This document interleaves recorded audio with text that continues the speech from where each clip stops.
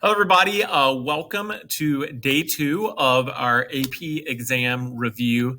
Today, we're going to be covering periods 3 and 4, which with these periods, you're going to see the development of the United States as a country, as well as it is going to take us into the mid-19th century, when you're going to start to see some of the cracks to form in the American way of doing things, at least within the American government. And you're going to see a lot of that division between North and South really pop up and grow during that time. So again, we're going to be talking about periods 3 and 4 and kind of going through and doing an overview of those periods. Then we're going to talk about some important people to know from those periods. And then the last thing we will discuss are the major court cases that you need to know from periods 3 and 4. As during this time, you're going to see the development, obviously, of our government. But with that, the court system and the Supreme Court, which the Supreme Court is going to serve a very, very important role in kind of clarifying some of the vague parts of the Constitution, at least to the best of their ability. So before we jump into period 3, I just wanted to remind everybody, and I discussed this in the last video, but the most important thing for you on the AP exam, again, it's important that you know how to write, that you know how to answer a multiple choice question, and that you can do short answer questions and all of that. But again, the most important thing for you is making sure that you know the content. You can't answer a DBQ well if you don't know the content. You can't answer a short answer question well if you don't know the content. You can't do multiple choice either if you don't know the content. So that really is the most important thing. Now, with that being said, I don't want you to get overwhelmed in thinking that you have to know absolutely everything. Again, it is so much information. It's not possible for you to know everything, but at least with this kind of generic period overview that we are going through, this is going to kind of reintroduce some of these topics to you that you may have forgotten about, which hopefully when you get on the exam, it can kind of rekindle something inside of you that you might remember, or you can draw connections between something. When I was in college and I had to take the social studies part, their social studies tests, they call them praxis tests. I got on that test and there was a lot of stuff on there that I did not know because it covered so much information. And for some of those things, I just had to use kind of context clues. And I encourage you to do the same on the AP exam because it does cover so much information. And in this school year, we moved at such a brisk pace to have to cover all this information. Again, I really encourage you to do that. So let's go ahead and jump into the content.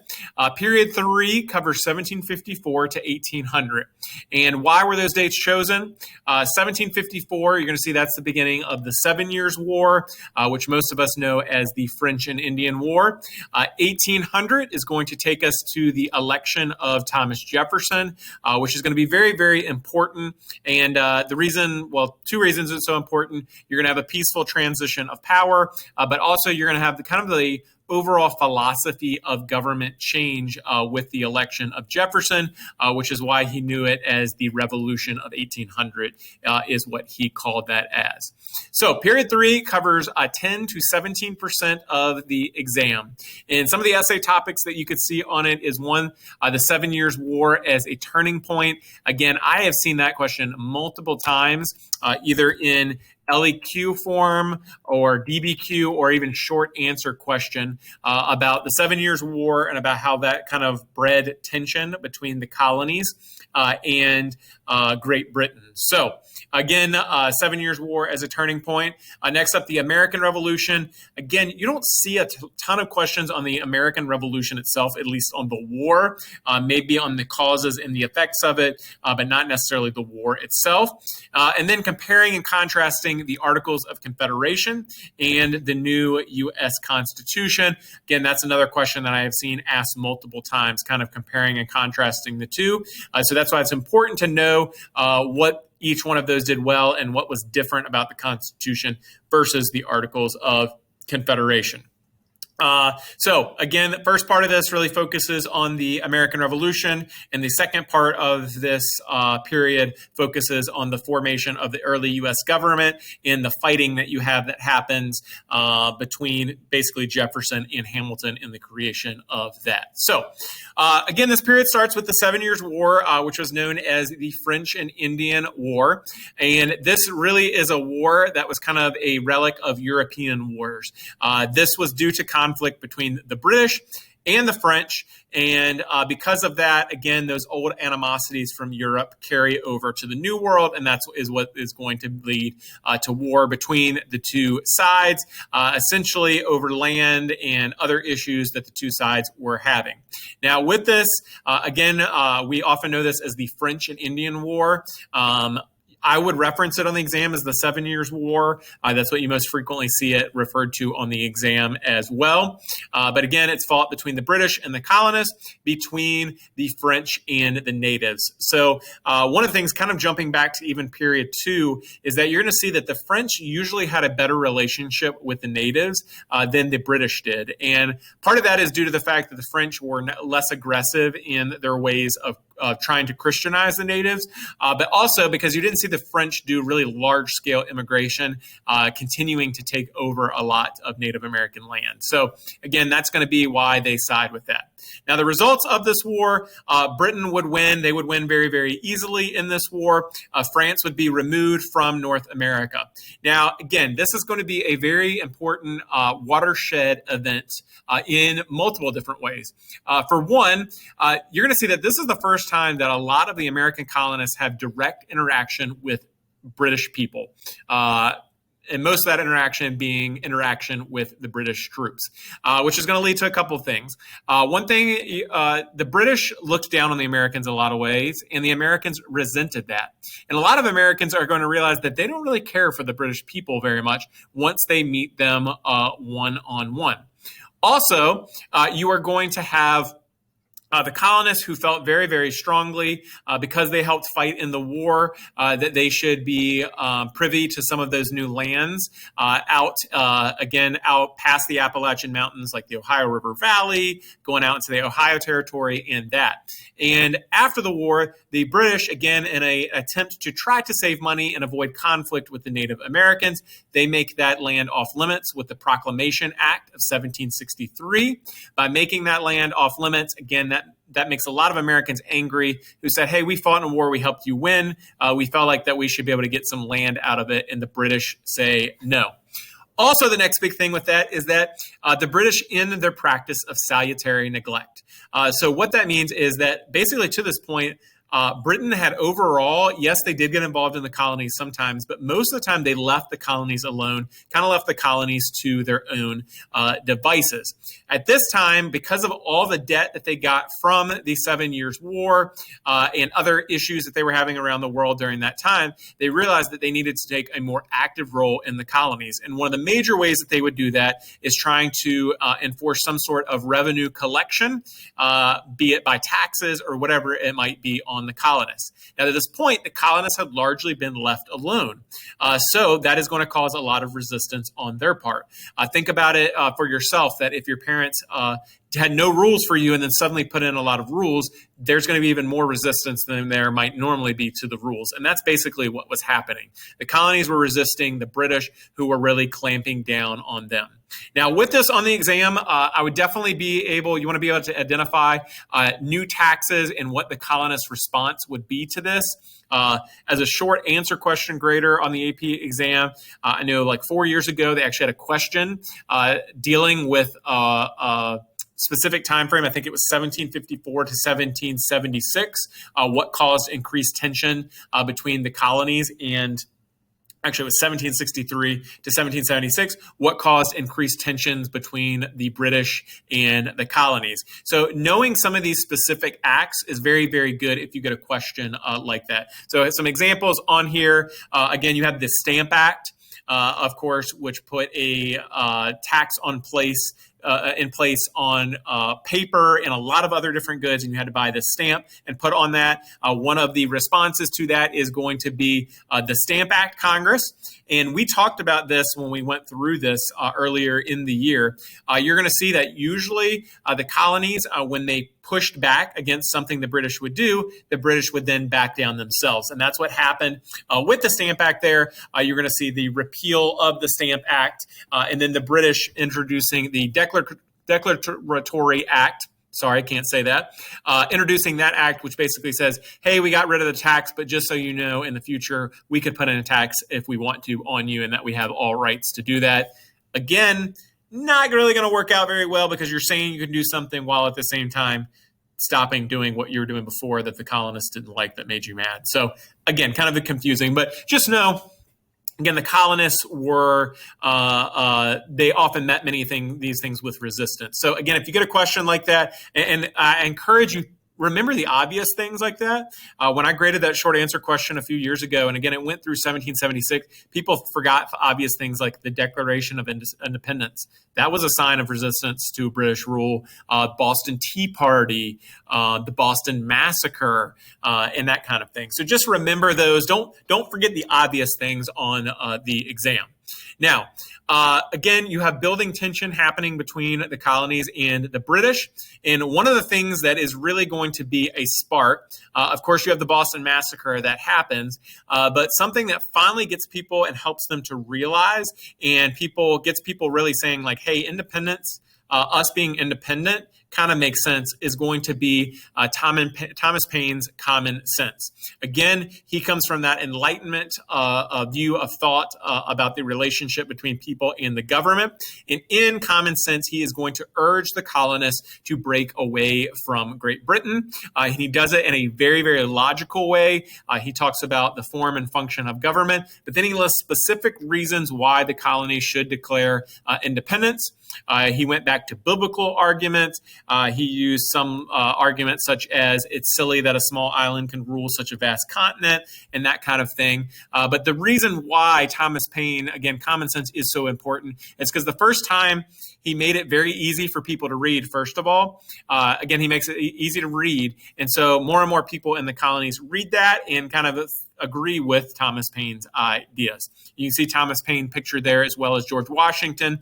That's going to be another important thing about the 7 Years' War, is it's going to give the colonists kind of their first taste of being part of the British military. Of course, George Washington was part of the British military, and that would give him some invaluable experience, which of course then he would put into use about 20 years down the road when the American Revolution gets kicked off.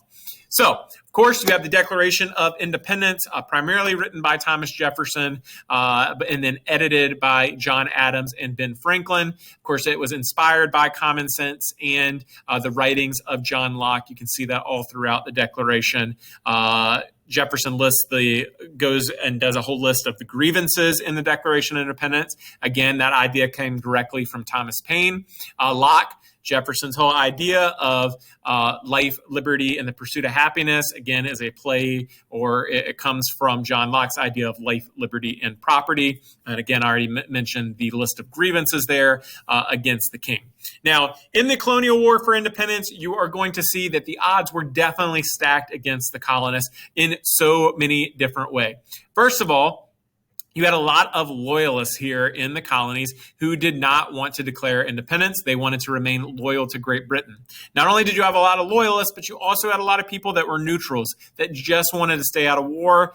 They didn't want to get involved in war. They knew war would be ugly, and they didn't want to be in that. So that is one major thing that they had to overcome, that you did not have, despite what we tend to think, that most people during the time were a patriot. Most people were not patriots at the time. Most people just kind of wanted to avoid war. Now, what areas did you tend to see the most loyalist support? Generally in cities, or you had a lot of trade and commerce with Great Britain. You saw a lot of loyalist support because those people didn't want to lose the business that they were doing with the British. New York City was a huge hotbed of loyalist support, as well as some cities like Charleston, South Carolina as well. Now, also you have the military advantages that Great Britain had. Again, they had the most powerful military in the world at that time, a very, very strong navy. Again, the colonists had a lot of untrained soldiers, and the colonies basically had no navy at all to help them. Also, you had financial advantages of Great Britain as well. Again, they were the richest empire in the world at that time. Again, the colonists did not have that wealth, and that's why you're going to see a guy like John Adams, who actually goes overseas for a good amount of the American Revolution to try, or actually Ben Franklin does too, to try to generate support from the Dutch and the French to help support in the American war effort. Now, why were the American colonists able to win? Well, one of the big things is going to be the support of the French and the French Navy.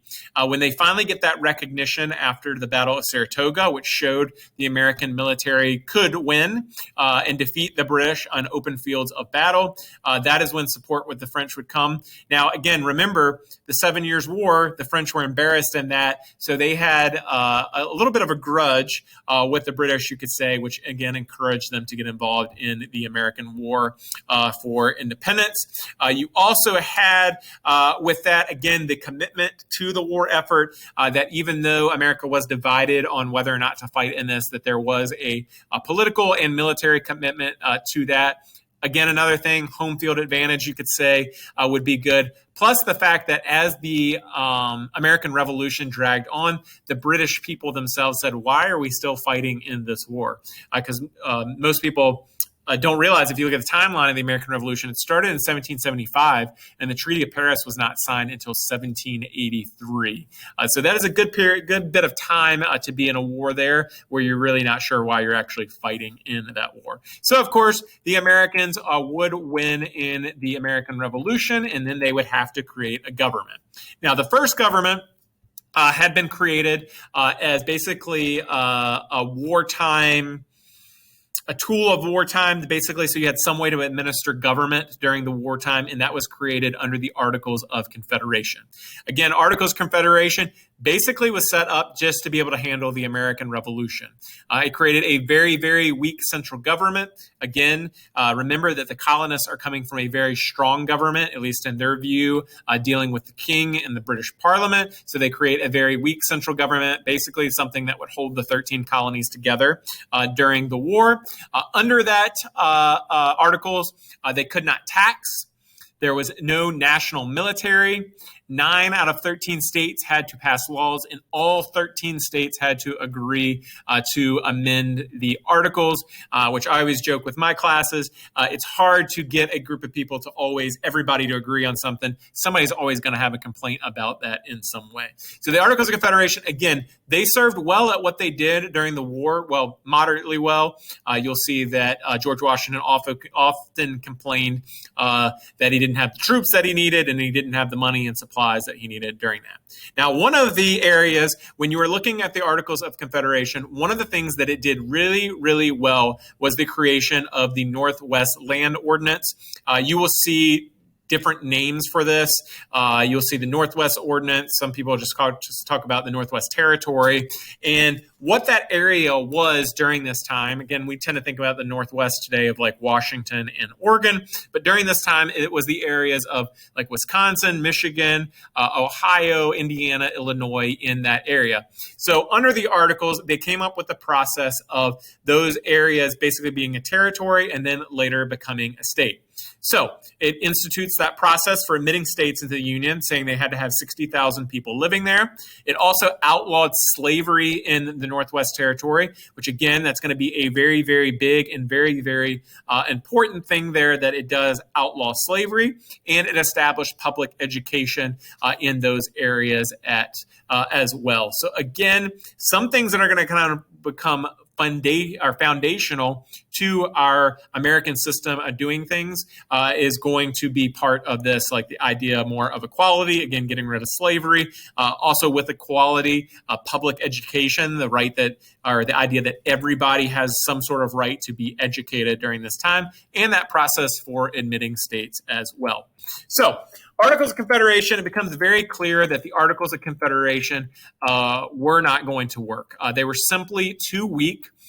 too vague, and again, it became obvious they just weren't going to work. So James Madison attempts to organize a convention to modify the Articles of Confederation. He doesn't get a lot of interest, so then he tries again to do that. They basically come to this, and from the very beginning, they realized, hey, the Articles of Convention or of Confederation are so bad, we are just going to scrap those and create a new government for the United States.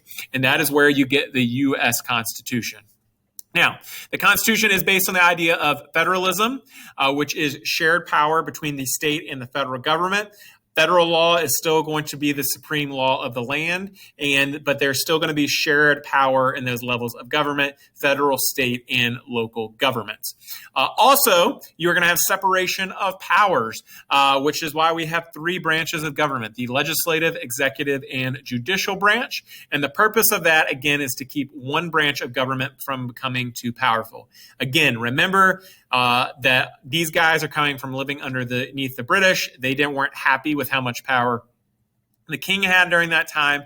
So again, that's kind of written all over our Constitution. Now, to get this Constitution passed, it is going to involve a large amount of compromises and basically a way to get everybody somewhat happy so that people would sign on with the Constitution. So the first thing that you are going to have actually is a battle between the small and the big states.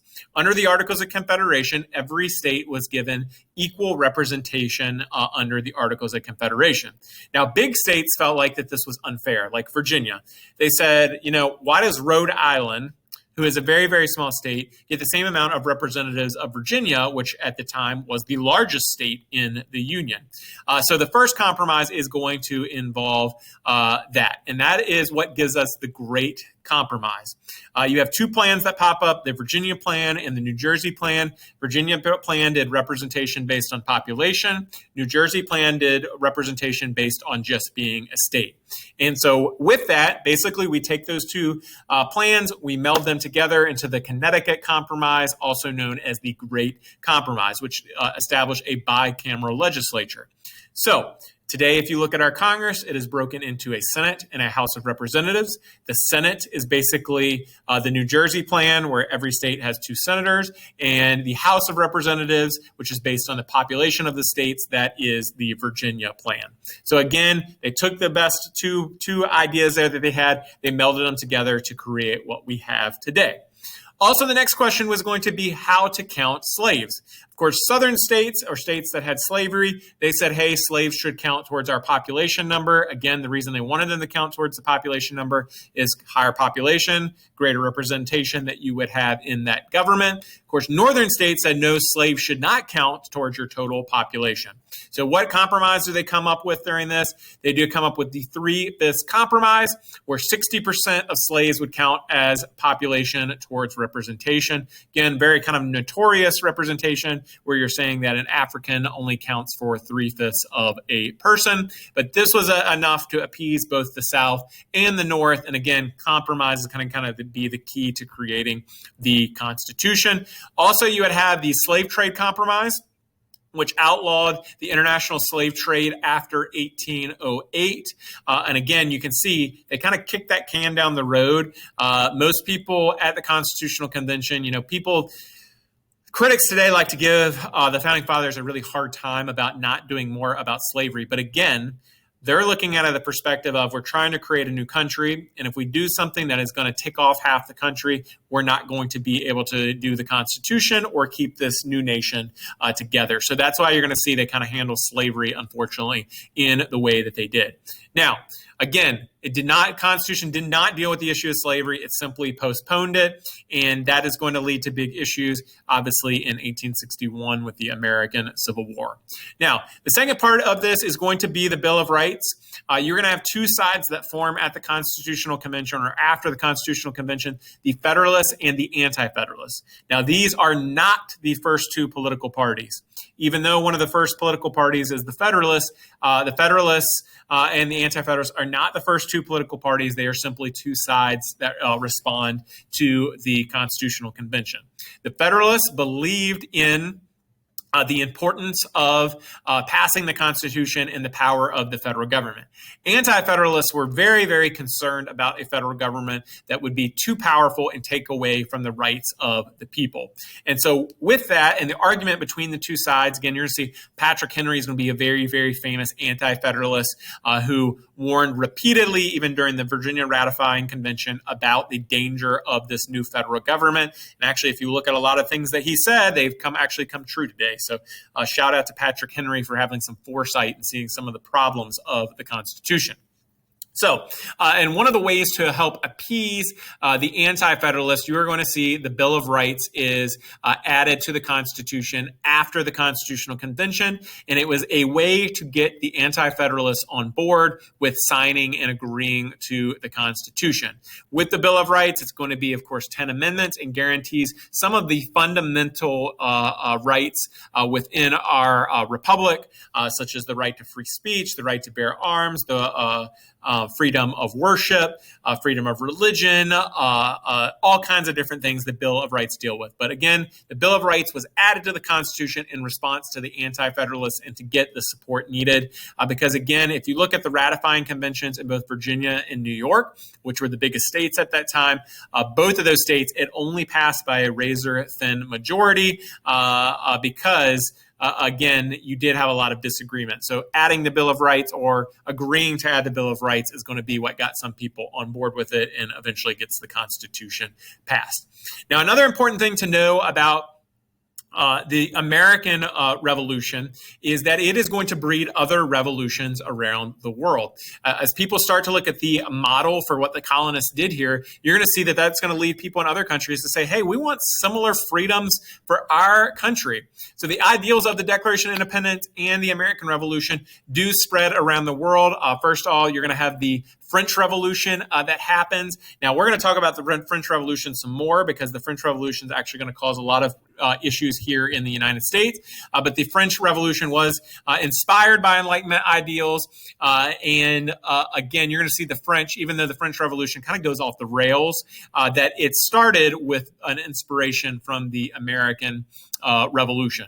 Now, another thing about the French Revolution is that you're going to see that it is directly 100% responsible for the development of political parties in our country, starting with the key disagreements that Thomas Jefferson and Alexander Hamilton would have over how our government would operate and how our government would respond to the French Revolution. Also, you're going to see in Haiti and in Latin America, you would have rebellions as well, which again were inspired by the American Declaration of Independence. So, with period 3, you're going to have, of course, George Washington is the first president. He sets the precedent of a president only serving 2 terms. George Washington is going to be the one that kind of sets up how our federal court system is going to look like. But the key thing that is going to come out of his administration is really going to be the developing of political parties. Even though he is going to warn against it, the difference within his cabinet between Jefferson and Hamilton, that's really going to sow the seeds of the first political parties. So really, I say that's kind of the legacy. One of the legacies of Washington is that his administration did breed the first 2 political parties. Now, again, that's not his doing. I think that he really liked having opposing sides in his cabinet so that he could hear arguments and then decide based on that. So George Washington, before he leaves office, again, voluntarily leaving after 2 terms, even though he could have stayed longer because the Constitution had no prohibitions against that happening. He warns of 2 big things in his farewell address. And both of these things are going to have important implications for the future of our country. One is that he warns against foreign alliances. And again, you can say he's directly kind of speaking into the French Revolution here. He warns it for several different reasons. One being, again, we were such a young country. He didn't feel like it would be prudent for us to get involved in that. Plus, there was a concern of us getting pulled into these ancient European rivalries, the French and the British not liking each other, us getting pulled into that kind of thing. And he worried that we would not be able to sustain ourselves as a country if we got involved in all of these European conflicts. The second big thing he's going to warn against is political parties. And again, we have failed in both of these respects as far as George Washington goes. Now we have lots of foreign alliances. And of course, you see the mess that our political system is today because of political parties.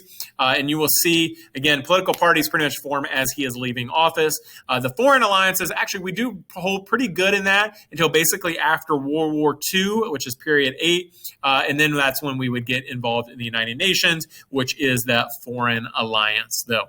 But with that being said, again, it's not until after World War II. So we follow the advice of George Washington there for almost 150 years. Did we follow his advice to try to stay out of these foreign alliances? Another important thing involving women from period 3 is going to be Republican motherhood. I generally cover this in the next period, but I have seen it, it has crossover between periods 3 and 4, which is the idea that women would serve a very important role in our young republic. And that would be that the job of a woman was to raise children at home and to instill Republican values in their families. Now, you might think of, again, from our 21st century perspective that, oh, the woman's just expected to stay home. How repressive is that? And that kind of thing. Well, this is one of those things that kind of starts the steps needed for the women's rights movement. Because in order to be able to educate her children well, a woman should be educated and have access to education so that she will be able to teach her child and help her child be instilled with these Republican values and stuff. So Republican motherhood, that is a big one that they love to put on the AP exam. So make sure that you are familiar with that idea. Again, and it's very easy, kind of self-explanatory term there, that the mother's job was to teach her children how to be good Republicans. And again, not Republicans in the 21st century sense of the political party, but in a member of the republic that is the United States. That brings us to period 4.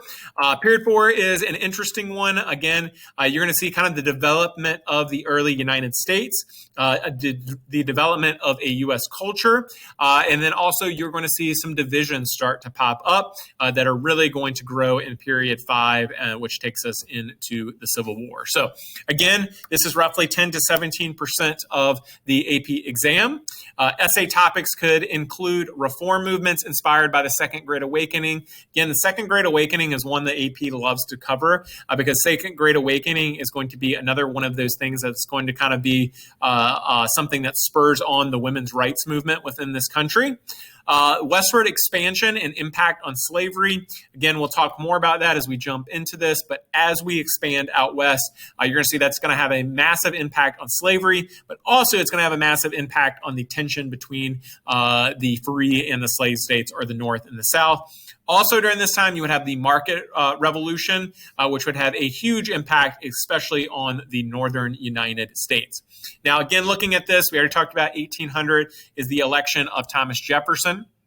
1848, that is going to be when you're going to have the Seneca Falls Convention. The Seneca Falls Convention was basically a women's rights convention where they issued the Seneca Falls Declaration, which was a copy of the Declaration of Independence, but changed key things such as all men are created equal to all men and women are created equal. Now, again, this period's kind of weird because it does focus so much on the effects of the market revolution. It also affects on the focuses on the increase in democracy as well as the Second Great Awakening. But we'll jump into all that here in a second. So, as I said with period 3, you're going to see that we quickly don't follow the rules that George Washington set up for us, which has said don't have political parties. As soon as he leaves office, you're going to have the development of the first political parties, which is going to be the Federalists and the Democratic Republicans. Again, the Federalists will primarily be headed by Alexander Hamilton, and the Democratic Republicans, often they're just known as the Republicans, are going to be headed by Thomas Jefferson. And this is the first party system of the United States because this is the first political parties that we would have. Now, again, the reason for the formation of these political parties is going to be a couple things. One, there's different ideas about the role of the federal government. Federalists believe that the federal government should be very much involved and have a lot of power. Democratic Republicans tended to believe that the federal government should be a lot more restrained and that the states should have more power. Now, that doesn't mean they wanted to go back to the Articles of Confederation. They just meant that most functions of government should happen at the state level versus the federal level. Also, second reason for the formation of these political parties is because of Alexander Hamilton's financial plan of creating a national bank. Jefferson hated the national bank because he felt like the national bank was not constitutional. He said there's nothing in the Constitution that gives us the right to create a national bank for the U.S. Jefferson also felt like the national bank was something that favored the wealthy and favored the North, essentially, is what he felt with that. Again, we'll get more into that. Also, I've already talked about the French Revolution.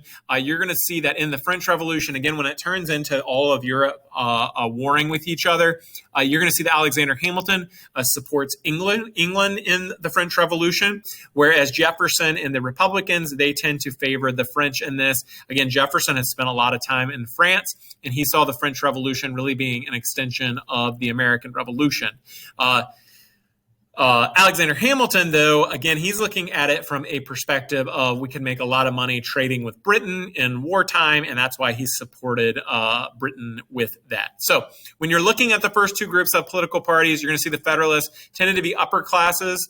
They tended to favor that loose interpretation of the Constitution, which means that if you're loosely interpreting the Constitution, you're kind of reading it and expanding upon what it says. So when the Constitution says that the government can create all laws that are necessary and proper, Hamilton read that as, well, that means that we can create a national bank to help stabilize the American banking system. Also, as we said, the Federalists were pro-British. They favored the merchants. They liked the Bank of the United States. And again, they tended to be in the northeastern part of the United States. The Democratic Republicans, though, they tended to be more of the common people and farmers, the middle class. They advocated a very strict interpretation of the Constitution, which meant you follow what the Constitution says. You don't tend to add. You don't read into what it says at all. You do what the Constitution says. Now, later on, Thomas Jefferson will actually have to go against his own feelings on strict interpretation of the Constitution by purchasing the Louisiana Purchase, which doubled the size of the country, but a lot of people said it's not constitutional because it doesn't say anything in the Constitution about adding territory. As we've already mentioned, they were pro-French. Again, think back to the Revolutionary War, and the French had supported us, and Jefferson himself had spent all that time in France, and they disliked the Bank of the United States. The reason why, again, going back, if you watched the video when we actually talked about this, you felt like that Jefferson had a lifelong distrust of bankers, partly because he was in a lot of debt, so he did not like the idea of the Bank of the U.S. or having a large national debt. Now, during this period, you're also going to have the development of the second party system. The Democratic Republicans, again, they would after Jefferson's election, you would have three presidents that all serve 2 terms that are Democratic Republicans. You will see the Federalist Party during this time die off. Everybody kind of consolidates into the Republican Party, and eventually you're going to have that Republican Party split into the Democrats and the Whigs. So this was the second party system led by, kind of the precursor to that getting started would be the Democrat Andrew Jackson being elected, and the Whigs would be formed in response to Andrew Jackson and who they knew as King Andrew I. Now, Democrats during this man, again, led by Andrew Jackson, it tended to be the party of the common man that favored universal male suffrage.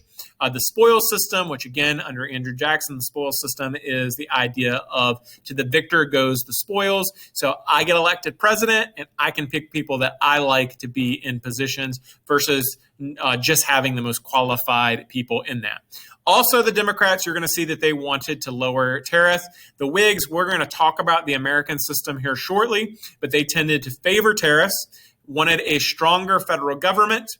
They wanted to have the Bank of the United States and favored internal improvements. So essentially what you got with these, the second party system is the Whigs is what the old Federalists were, and the Democrats were similar to what the old Democratic Republicans were. All right, so with this, we already mentioned the Louisiana Purchase and how it doubled the size of the United States. And this is where you're going to see where Jefferson actually goes against his beliefs in the strict interpretation of the Constitution and uses a loose interpretation to be able to purchase that land. Again, he knew what a great deal it was that we were getting that much land from Napoleon and what a great deal it was, so that is why he did it. Also, this would be the beginning of manifest destiny. The idea that God had granted us the land, the United States, the Americans, from the Atlantic to the Pacific. And again, manifest destiny is going to be the overarching feeling regarding Western lands during the 19th century. Also, you're going to see in the early 19th century that the Supreme Court under Chief Justice John Marshall really starts to define what is the role of the Supreme Court. Because even though the Constitution talks about the Supreme Court, it's not super clarifying on what exactly the role of the Supreme Court was. And under Chief Justice John Marshall, you are going to see that the Supreme Court would assert federal power over state laws and determine a lot of the meaning of the Constitution. And this is going to be why you're going to see Thomas Jefferson has such an issue with his cousin, John Marshall, because John Marshall, again, had been put in place and was a staunch Federalist himself, and Jefferson disagreed with that, but he saw that because Supreme Court justices are in there for life, he was really helpless to do anything to kind of stop how the Federalists were interpreting the Constitution. Now, under Chief Justice John Marshall, there's several big Supreme Court decisions. We're going to talk about them in our court cases slide. But with that, you are going to see one of the big ones is Gibbons versus Ogden, which said that the Supreme Court rules that the federal government, not the states, control interstate commerce. And again, that's just one example of how John Marshall interpreted the Constitution in a way that made the federal government more powerful. Also during this time, you are going to see slavery again. It had already been an issue. It's going to become even more of an issue during this time. You're going to see slavery, of course, defended in the South. Many saw it as a positive good, and that was one of the arguments used to justify slavery. Because people felt like that what they were doing was benefiting African Americans, kind of comparing and saying, hey, look how they were in Africa compared to how they were today. And a lot of people saw it as like a civilizing force and that kind of thing. So slavery would be defended. Actually, you're going to see slavery in this time begin kind of a decline until Eli Whitney invents the cotton gin, which is going to cause an explosion in the growth of slavery again in the United States. Also during this time, as we already mentioned, you would have the Second Great Awakening. And with that as well, you're going to have the Transcendental Movement, which you may remember we talked about that a long time ago as well. And with the Second Great Awakening and the Transcendental Movement, you're going to see that it inspires many people to try to achieve perfection. So it's just going to change people's philosophy kind of on life. Now, with the Second Great Awakening, and again, even with Transcendentalism as well, it's going to focus on secular reforms, meaning doing something to improve care for the poor, care for the mentally handicapped, and that kind of thing. You're also, out of that, you're going to see the big thing that's going to grow out of it is the push towards abolitionism and women's rights, and I'll even add in with that the temperance movement as well. So out of the Second Great Awakening, which was led primarily by women, you're going to see the growth of abolitionism, women's rights, and the temperance movement. And again, women's rights and temperance, you're going to see that those really don't come to fruition until really the early 20th century, but this is really going to be the beginning of those movements. And of course, slavery would finally be abolished with the 13th Amendment in 1865. I mentioned the Seneca Falls Declaration already. You are going to see during this time some xenophobia, which is the fear of foreigners. This is very similar to nativism, where when we do have a period where you start to see some new immigrants coming in from different parts of Europe, that people are not going to be very happy with that. And you're going to see that's kind of a common response, not just in the United States, and actually you see it quite often in Europe as well. New, different groups of people start coming in, and there's always going to be a little bit of resistance and mistrust of those new groups coming into the country. Now, you're going to see here a list of lots and lots of things that were invented during the market revolution. And really, the market revolution is you're going to see what really changes during this period is that basically factories and production becomes a much more streamlined than it used to be. You're going to have people that go from primarily working at home to primarily working in a factory or in a mill or something like that. So it's going to lead to a kind of a fundamental change with that. Now, with that, again, you'll see textile machinery and the spinning jenny. Again, that made it a lot easier to produce textiles. Steam engines, which allowed boats to go against the current. So steamboats are going to be very, very important, especially on the Ohio River. Interchangeable parts. Again, the whole idea of you make a standard machine over and over again that has interchangeable parts. So if something breaks, you can get another part for it, replace that, and there you are good to go on your way. Now, with that, again, I mentioned Eli Whitney and the invention of the cotton gin. And we tend to think about it and go, well, how did something that made a job easier mean that you needed more slaves? And what the cotton gin did is picked the seeds out of the cotton for you. You ran the cotton through, and it used these forks to get the seeds out of the cotton. Again, that had been a process that was very labor intensive before, and now it was made easier, which meant that Southerners could produce a lot more cotton now. And that is why you're going to see an uptick in the amount of cotton. Canals are going to be really, really big during this time. You'd have the Erie Canal that's going to be up in New York. That's going to kind of finally connect the Great Lakes with the Atlantic Ocean. And with canals, though, you were going to see an increase in shipping. Again, you will see canal fever all over the United States. We would even have a canal here, the Kanawha Canal, that went from Richmond to Lexington, and that they had hoped to eventually take all the way out to West Virginia and maybe even to the Ohio River. Now, why did that canal never get finished? Because you're going to have railroads that come around. Once railroads get standardized, railroads will grow all over the country in a very, very big way. You'd also have the advent of the telegraph. This is a way to spread information much more quickly.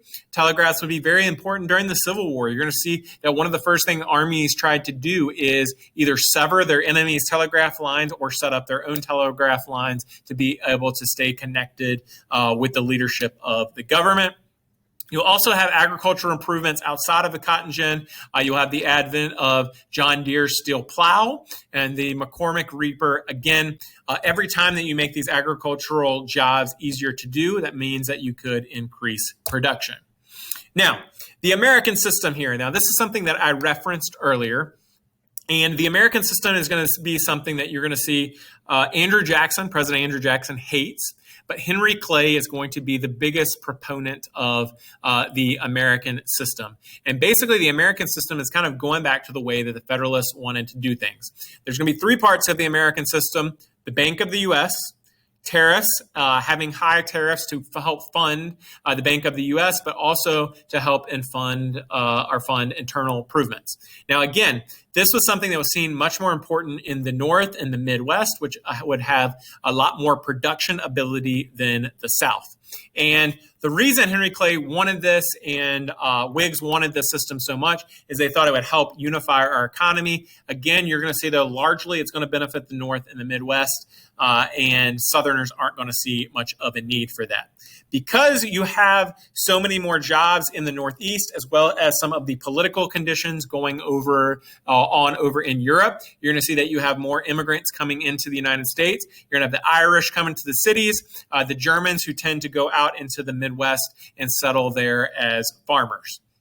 Now, this would lead to an interdependence between the Northeast and the Northwest. Again, those two areas, they're side by side, and you're going to see that those two areas become very dependent upon each other. Again, you'll have a lot of growth in agriculture in the new or old Northwest, and then a lot of those goods shipped into the Northeast. And again, we've already mentioned the market revolution and how that transformed how things were produced, more outside of the home, as well as an increase in technology and transportation. Now, getting back to the political system, you do have the American system, that national bank tariffs and internal improvements, but also during this time, you are going to see major political issues to arise. And what that is going to arise out of is regional interests being more important than national concerns. Now, again, when I talk about the Civil War, I split it down into three S's: slavery, states' rights, and sectionalism, meaning different parts of the country against each other. And that is exactly what's going to happen here. Regional interests become more important than national concerns. And it's hard for us to see with our 21st century perspective on things. But the reason for that, again, is because we were such a big and spread out nation. And you're going to see that is going to lead to people, again, not feeling that connection, not feeling like necessarily I'm an American, but more so that I'm a Virginian, I'm a Pennsylvanian, I'm a Michigander, people seeing themselves as that. But again, these regional interests are going to lead to a lot of national issues. Now, you are going to have the federal government attempt to assert its authority over states, which would often bring resistance. One of the ways that you'll see is during the War of 1812, which we completely skipped over. Again, you don't tend to see a lot about that on the AP exam. You'd have the Hartford Convention during the War of 1812. The Federalists, who were very, very much against the War of 1812, basically they would threaten secession and want to make all these different changes to the Constitution. When America wins the War of 1812, the Hartford Convention just made the Federalists look unpatriotic, and that's why the Federalist Party would die off. But again, we tend to think about secession in the South, but the Hartford Convention is going to be, again, Northeast states threatening to secede from the Union. And then the nullification crisis, which happens during the presidency of Andrew Jackson. South Carolina, in response to the Tariff of Abominations, as they would know that. Again, the South didn't like tariffs. South Carolina would say, hey, we are going to nullify the Tariff of Abominations, which means we're just going to refuse to follow that law. Andrew Jackson steps in and says, no, you are going to follow the federal law and collect this tariff. South Carolina says, nah, it ain't happening. And then that's when Andrew Jackson threatens to send in the military. And eventually, though, Henry Clay, the great compromiser that he was, he steps in and is able to come to an agreement to lower the tariff, which appeases both the South, and the North still gets the tariff that they wanted. But again, you're seeing this resistance to the federal government and these different sectional issues that you have pop up with that. Now, with that nullification crisis, again, if you remember, Jefferson and Madison write during John Adams' presidency, the Virginia and Kentucky resolutions, which is what had come up with the doctrine of nullification, which was the idea if the federal government creates a law that states don't want to follow, they don't have to actually follow that. Why had Jefferson and Madison done that way back when? Well, they did it in response to John Adams passing the Alien and Sedition Acts, which they didn't like, which, again, I encourage you to research that more. Again, we can't possibly cover every topic in preparing for the exam. Now, again, slavery being a big issue, you're going to have the Missouri Compromise, which is known as the Compromise of 1820, again, more commonly known as the Missouri Compromise. What had happened with that is that you're going to have Missouri that wants to enter the Union, and Missouri wants to enter as a slave state. At the same time, you're going to have Maine that wants to enter, and Maine wants to enter as a free state. Now, very, very important in North and South during this time was trying to keep a balance of the free and slave states, again, to keep representation equal between basically the North and the South during this time. So when Northerners say, no, Missouri is not going to be allowed to enter in because they are allowing slavery, Southerners say, well, fine, Maine isn't going to enter the Union either because Maine is a free state. Now, Talmadge Amendment, Senator Talmadge, he would propose the amendment, which basically said Missouri can enter, but they have to emancipate the slaves after a certain period of time. Of course, this would never pass, but this would be one of those things that would alarm people, especially in the South, that, hey, this is the true intention of the North. They want to get rid of slavery. So what were the parts of the Missouri Compromise? Again, authored by Henry Clay.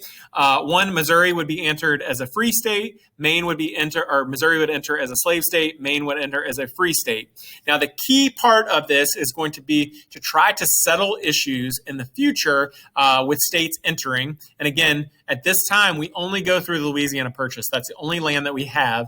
What the Missouri Compromise says is it basically draws a line on the 3630 parallel there and says, Any new states that enter above the line are going to be free, and any states that enter below that line are going to be slave. Of course, Maine is above, or Missouri is above that line, but they do get to enter as a slave state. Now, again, this keeps the number of slave and free states at equal at 12. Now, this is only going to be a short-term solution to the problem of slavery. This compromise will work for roughly 30 years, and really, as you're going to see with a lot of these compromises, is that these compromises are just Band-Aids on the problem that is slavery, which was more a gushing wound that we needed to deal with, and we just kept slapping Band-Aids on it, hoping that it would get better. In the 1850s, you'll have the final breakdown of these compromises with the Kansas-Nebraska Act and the Dred Scott decision, and how those lead to violence, eventually taking us into the Civil War, which is our next period. So we are going to skip on over here to people that you need to know, key people from these two periods. Again, I'm sorry about the length of this. This is just a lot of information. Feel free to slow this down and take your time on it or whatever. So key people from period 3, Chief Pontiac. You are going to have Pontiac's rebellion that is going to happen as a response to the 7 Years' War. After the French are driven out, you're going to see it's going to leave a lot of the Native Americans feeling desperate. One of those being Chief Pontiac, who was very worried about American colonists or American settlers moving into Indian lands. And that's going to lead to Pontiac's rebellion, which is going to be a very successful rebellion, at least at the beginning. They actually take over Fort Detroit and take over a lot of areas in that Northwest Territory. Now, eventually, it would be put down by the federal government, but it shows some native resistance to the colonials encroaching on their territory. Ben Franklin, of course, very, very important, a key editor to the Declaration of Independence. Also, he's going to be very, very important in helping get French support for the American Revolution. And besides that, I mean, he's just kind of a cool dude. Mercy Otis Warren, again, we talked about her during the regular class, but she's going to be a very important writer during the American Revolution that would help urge independence. And she's actually one that took up writing with a lot of the founding fathers during that time. And you could say, I don't think she super influenced their views, but they had the similar ideas. Now, another thing is going to be the American colonists from all social classes and background arguing for independence. But again, remember that idea that not everybody was unified in independence, but the interesting part is that you do have a lot of different groups of people that agreed on independence. And really, independence was a grassroots movement. Thomas Paine, again, we've already talked about him. Marquis de Lafayette, he would be very, very important French general that would come over, help during the American Revolution. Again, him and George Washington would form a very, very close friendship during that. And that's why today, if you go to the White House, you have Lafayette circle or square across from the White House there with an actual statue of Lafayette. Abigail Adams, she would be very, very key. She was very influential in her husband's life. Again, they had a lifelong correspondence between the two sides, and she is one that then, again, definitely encouraged John Adams to not forget about the women. Abigail Adams also had very close friendships with Thomas Jefferson and George Washington and others during that time. Daniel Shays, we did not talk about Shays' Rebellion, but Shays' Rebellion is going to be very, very important because it's going to be one of those things that shows the weakness of the Articles of Confederation. He would lead a rebellion against foreclosures happening in Massachusetts on farms and the high state taxes. Because he leads this rebellion, Massachusetts eventually had to put down the rebellion themselves, and they couldn't depend on the federal government to do anything about it. And that's going to be when Washington and Madison realized, hey, we've got to change something here. These Articles of Confederation are not working. John Jay, Alexander Hamilton, James Madison, again, they would be very, very important Federalists. They would write the Federalist Papers after the Constitutional Convention and urge the ratification of the Constitution. Of course, George Washington, we've already talked about him. Jefferson, his role as Secretary of State under Washington, in his key disagreements with Hamilton is going to lead to the first party system of the Federalists and the Democratic Republicans. There's another name for the Democratic Republicans, the Jeffersonians. And of course, Alexander Hamilton, he was the Secretary of the Treasury that Jefferson, of course, disagreed with. Some key people from period 4. Chief Justice John Marshall, who was the Chief Justice of the Supreme Court. Again, remember with him, his decision helped strengthen the federal government. We're going to jump into his court cases here in just a minute. Henry Clay, again, the great compromiser, the great proponent of the American system and leader of the Whigs. He would actually run for president. I believe it was 4 times that he ran for president. He did not win in any of those situations, but he did help author compromises with the Missouri crisis, the nullification crisis, and then when California later wants to enter the country. Andrew Jackson, leader of the Democrats, and again, he's very, very important because he is president during what is known as the age of the common man. Again, the common man, and that is a white man, but still it is seen as a great a push towards equality for everybody in the country, as now we eliminated some of those societal and economic barriers to people voting. Eli Whitney, again, we've talked about him. John C. Calhoun, very, very important in early American government almost through the Civil War.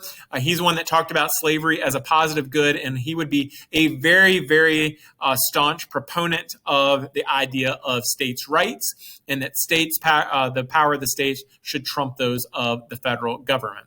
Now, in response to nativism and xenophobia and some of the fear of immigrants coming out, you would have the Know Nothing Party be developed, which was an anti-immigrant party that sought to limit the immigrants' political power, influence. Again, the funny thing about the Know Nothing Party is they're called that because when people ask them, like, what does your party believe? They would say, I know nothing.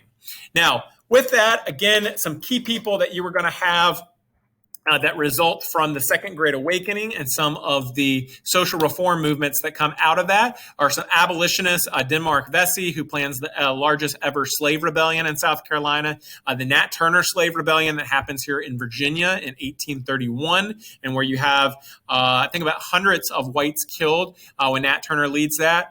Outside of slave rebellions, you were going to have Frederick Douglass, a former slave who goes on and gets an education. He becomes very, very prominent in Abraham Lincoln's administration and is a women's rights advocate as well. William Lloyd Garrison, who writes The Liberator, which was an anti-slavery newspaper that encouraged people that says, hey, if you're a Christian, you should stand against slavery.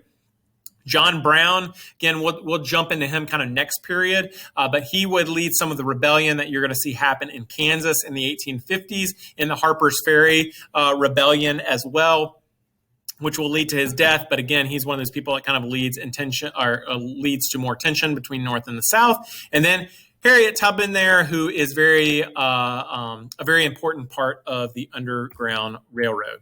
Now, with the reform movements, again, Dorothea Dix, you'll see her, the treatment of the mentally ill. Horace Mann's going to be very involved in reforming education within the country. And Elizabeth Cady Stanton is going to be one who is a leader at the Seneca Falls Convention, her and others helping lead that. In religion, again, we talked about this with the Transcendental Movement, though. You would see Brigham Young, who helps with form the Mormons and then eventually moves them out, or Joseph Smith helps form them. Brigham Young then moves the Mormons out west to Utah.